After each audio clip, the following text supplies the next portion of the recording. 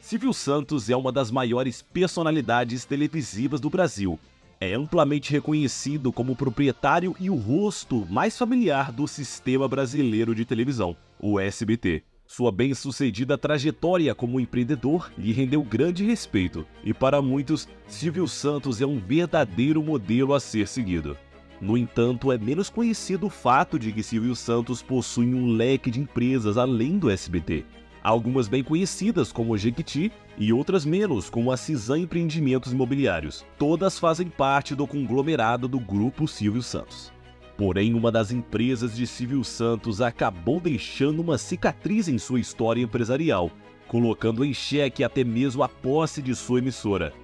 Estamos nos referindo ao Banco Pan-Americano, uma instituição bancária famosa nos anos 90 e 2000, que ganhou os holofotes devido a um escândalo de fraude milionária, sendo o foco da atenção também por seu notório proprietário.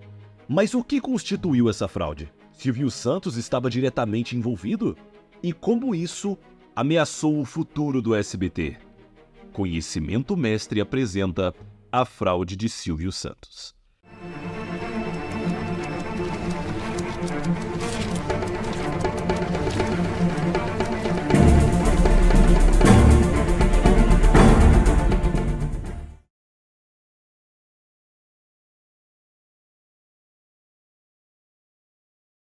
Senhor Abravanel, que conquistou o Brasil como Silvio Santos, nasceu em 1930, na cidade do Rio de Janeiro. Iniciou a sua jornada como empreendedor, vendendo itens variados nas ruas da cidade maravilhosa. Sua voz forte e marcante lhe rendeu um convite para trabalhar como locutor, mas Silvio recusou a oferta. Afinal, os lucros que obtinha como vendedor de rua eram mais atraentes. Em 1958, deu um passo decisivo em sua carreira ao adquirir o Baú da Felicidade, do radialista Manuel de Nóbrega. A empresa operava um sistema em que o cliente pagava carnês mensais e, em dezembro, recebia uma caixa de brinquedos. Esse foi o marco inicial do que viria a se tornar o Grupo Silvio Santos. Mantendo o sistema de carnês do baú, Silvio Santos expandiu o negócio, inaugurando lojas próprias onde os clientes podiam trocar os valores pagos por uma variedade de produtos, não somente brinquedos, mas também eletrônicos. Sua estreia como apresentador de televisão veio em 1961 na TV Paulista, apresentando o jogo Vamos Brincar de Forca. Ele usava o espaço para promover o Baú da Felicidade. O sucesso do programa permitiu a expandir ainda mais a gama de produtos oferecidos, incluindo automóveis e imóveis no catálogo do baú. Para administrar os lucros do baú, fundou a Baú Financeira em 1969, precursora do Banco Pan-Americano. Lembre-se desse ponto, voltaremos nele mais tarde. No universo televisivo, poucos sabem que Silvio Santos chegou a apresentar programas na Rede Globo, mas deixou a emissora por não conseguir se tornar um dos acionistas. Migrou para a TV Tupi Record, onde adquiriu 50% das ações da emissora paulista. Na década de 70, Silvio Santos começou a sonhar em ter o seu próprio canal de televisão. O sonho se tornou realidade em 1975, quando ganhou concessão para o Canal 11 do Rio de Janeiro. A emissora denominada TBS começou com mais de 13 mil funcionários e um investimento inicial de 10 milhões de dólares. Em 1981, Silvio obteve a concessão de mais 4 canais, que juntos formaram o Sistema Brasileiro de Televisão, o SBT. Ainda nos anos 80, Silvio Santos viveu um episódio curioso de sua trajetória. Graças à sua popularidade nos programas de televisão, recebeu convites para se aventurar na política, chegando a ser pré-candidato à presidência da República nas eleições diretas de 1989, as primeiras após o golpe militar de 1964. Sua candidatura, contudo, foi barrada na justiça devido à sua propriedade de uma emissora de TV. Agora, voltemos à informação que eu mencionei anteriormente. Lembra do Baú Financeira? Em 1990, ela recebeu autorização para atuar como banco múltiplo, passando a ser chamado de Banco Pan-Americano Sociedade Anônima. Surgia então a empresa que quase causou a queda de Silvio Santos e ameaçou a existência do SBT e suas outras empresas.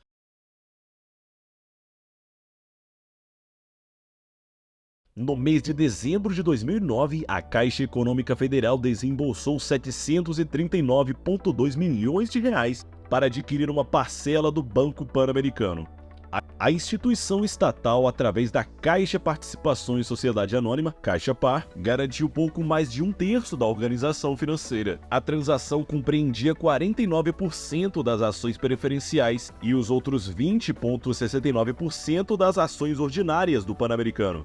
Levando em conta ambos os tipos de ações, a Caixa-Par detinha agora 35,54% do capital do banco. Mesmo assim, o Grupo Silvio Santos manteve o controle do banco. No entanto, a tempestade estava a caminho para Silvio Santos. O banco começou a praticar atividades tidas como criminosas. Embora Silvio Santos não estivesse diretamente envolvido na administração do banco como principal acionista e fundador da instituição financeira, ele era visto como responsável pela empresa. E o que realmente estava dando de errado no banco? A armadilha que o banco estava envolvido era um esquema fraudulento de venda de carteira. Vamos pintar um quadro para entendermos melhor. Imagine que o Banco Pan-Americano oferecia vários empréstimos às pessoas. E em vez de aguardar o retorno desses empréstimos, o banco reunia todos esses financiamentos e vendia essa carteira para outro grande banco. Até aí tudo bem, certo? Porém, após vender esse pacote de empréstimos, o procedimento correto seria que o Banco Pan-Americano registrasse a redução desses empréstimos, já que eles não tinham mais relação com eles.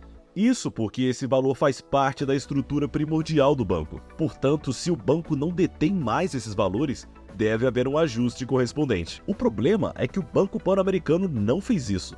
Ou seja, apesar de não ter mais direito a receber esses empréstimos, pois já não lhe pertenciam, nos balanços financeiros do banco constava que esses valores faziam parte do patrimônio do Banco Pan-Americano. Isso inflacionou artificialmente o patrimônio do banco, dando a impressão de que o banco era muito mais robusto do que realmente era.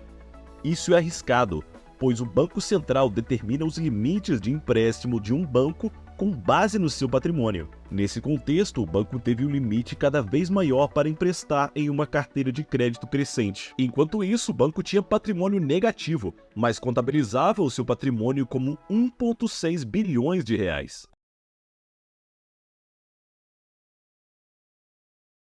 Com a inflação dos números, patrimônios e lucros, os diretores enriqueciam graças aos bônus concedidos. A situação provocou suspeitas no Banco Central, que iniciou uma investigação no Pan-Americano. A revelação final foi um esquema fraudulento que resultou em um prejuízo colossal de 2,5 bilhões de reais. Não só o banco foi alvo, mas o próprio Silvio Santos, como principal acionista, também foi investigado. Contudo, verificou-se que ele não estava envolvido na fraude.